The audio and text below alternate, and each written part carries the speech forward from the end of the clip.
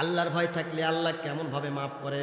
বিশ্বনবী মুহাম্মদ সাল্লাল্লাহু আলাইহি ওয়াসাল্লাম বলেন, বানি ইসরাইলের একজন লোক, অনেক পাপিষ্ঠ লোক, ওই লোকটা মারা যাওয়ার আগে তার সন্তানদেরকে একত্র করলেন, করার পরে বললেন, সন্তানেরা রে, আমি তো মারা যাব, আমাকে যদি কবর দিস বা মাটির মধ্যে যদি পুঁতিয়ে রাখিস, আল্লাহ কিন্তু আমাকে কঠিনভাবে কবরের মধ্যে ধোলাই দিবে। এত পাপ করছি আমি জীবনে, আমার পাপ যদি পৃথিবীর সমস্ত মানুষকে যদি ভাগ বন্টন করে দেওয়া হয়, সবাইকে জাহান্নামী করে ছাড়বে, এত পাপ আমি করছি। অতএব তোরা শোন, আমি যখন মৃত্যুবরণ করব, আমি যখন মারা যাওয়ার পরে তোরা আমাকে যেন মাটি দিস না, তোরা আমাকে আগুন লাগায়া পোড়ায়া দিবি, পোড়ায়া দিয়া পুড়ে ছাইগুলো একটা ব্যাগের ভিতরে উঠায় রাখবি। কি করে রাখবি? ব্যাগের ভিতরে উঠায় রাখবি। হাদিস বুখারী শরীফের হাদিস।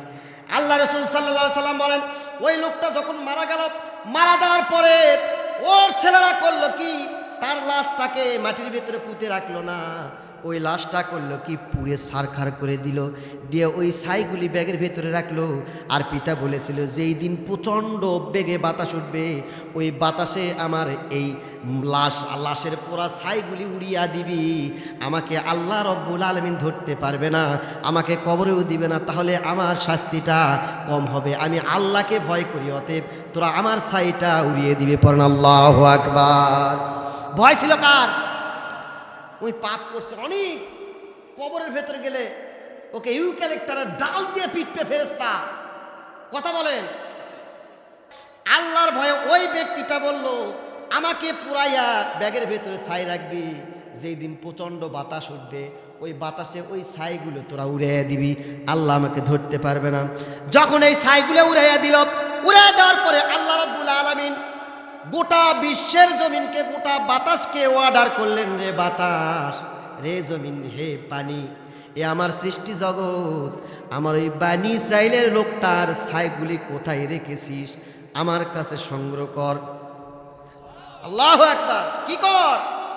আমার কাছে সংগ্রহ কর। আল্লাহর তো এত বলার দরকার নেই, আল্লাহ শুধু কোন ফাইয়া কোন বললে সব কিছু হয়ে যায়। কথা বলেন।